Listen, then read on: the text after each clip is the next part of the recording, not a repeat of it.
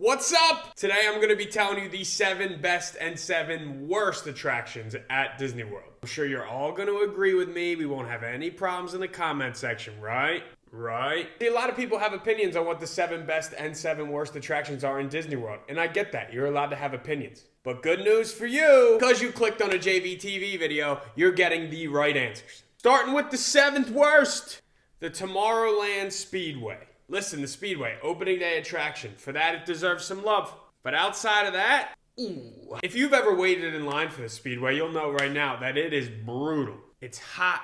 It's gross. You're just inhaling all these toxic fumes from all the cars. Not great. And your reward for that is to ride in a Little Tykes car in the beating sun at a whopping 2 miles an hour, while at the same time getting whiplash from the 4-year-old running into your car over and over and over again. It's just not great. Number 6 on our worst list goes to the teacups. I genuinely don't know how people can do this ride. I see them over there spinning like crazy, and they just laugh the whole time.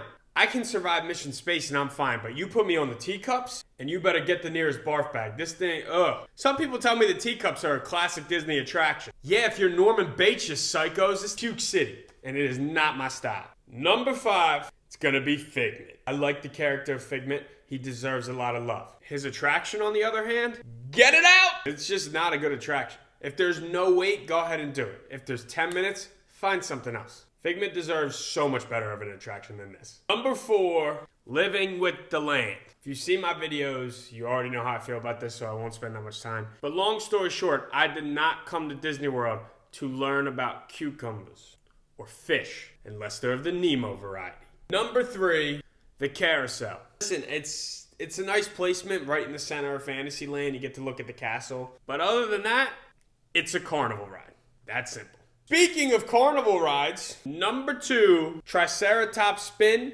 and Magic Carpets of Aladdin. Yeah, I know, that's 2 attractions, but I'll tell you why.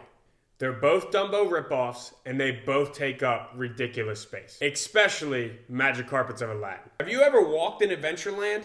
You know how nice it would be to just stroll on through? But no, they bottleneck everybody into the certain sides because the Magic Carpets of Aladdin has to be there. And listen, I love Aladdin, great movie. How about a Magic Carpets coaster? Not a Dumbo ripoff. And Triceratop Spin is just, again, it's Dumbo for dinos. And in a few years, it'll be extinct. But for now, it's on the list. And the number 1 worst attraction, Swiss Family Robinson's Treehouse. Now, I want you all to be honest with me here. Have you ever even seen Swiss Family Robinson? And if you have, good for you. Have you seen it in the last 2 years? 3 years, 4 years, 5 years, 6 years. Nope, no you haven't. How is that not Tarzan's Treehouse? The worst thing about this though isn't even the theming. No offense, Swiss Family Robinson. It's the fact that the attraction is literally just stairs. That's it. It looks like a queue for a ride. So after walking around Disney World all day, all around the Magic Kingdom, you then have to walk upstairs. Worst attraction here. All right, now that we got those out of the way, let's get to the best. Number 7, Avatar Flight of Passage. Some people might have this as their number 1.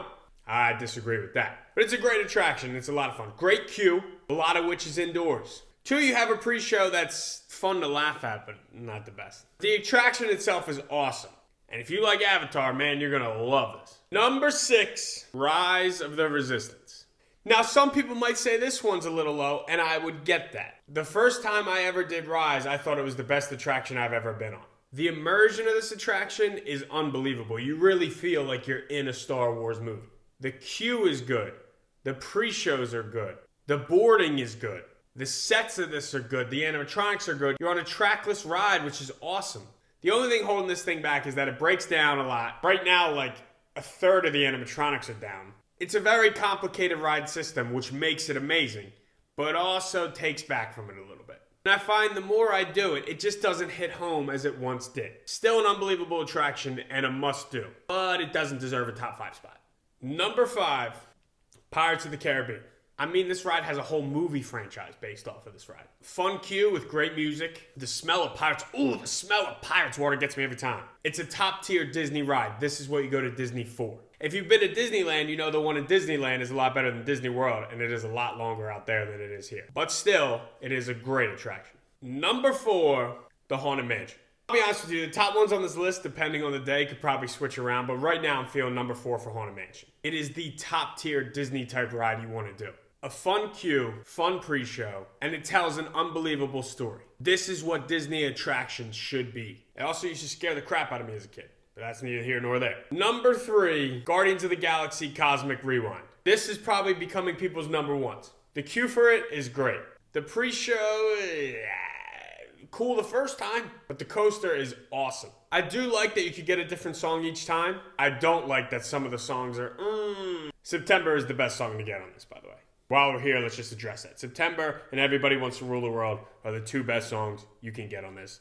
No debate. Number 2, the Tower of Terror. You can see Tower of Terror from the highway.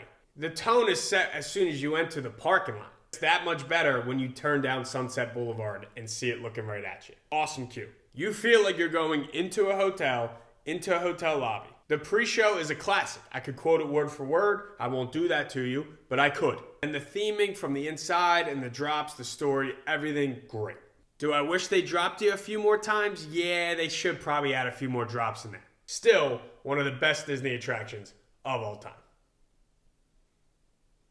Get it? And the number 1 Disney attraction, Expedition Everest. Best coaster, best thrill ride, best attraction. It takes them all. This is another one that you see as you go into the parking lot from the highway. You see Mount Everest. Has an awesome queue. Also, single rider line, plus. But the ride is just amazing.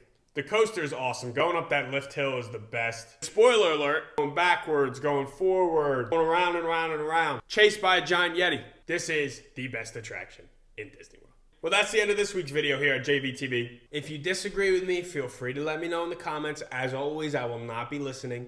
One more thing. I hit 960 subscribers the other day. We're almost at the big 1,000. To celebrate that, I'm going to do a 1,000 subscriber video where you guys can ask me questions and I will answer. So if you have any questions for me, leave them in the comments and maybe they'll be featured in one of my videos. If they're good. Could be about theme parks, could be about life, could be about my favorite foods. I don't care. You ask me the questions. Thanks for supporting me as always. Appreciate you. See you next Thursday.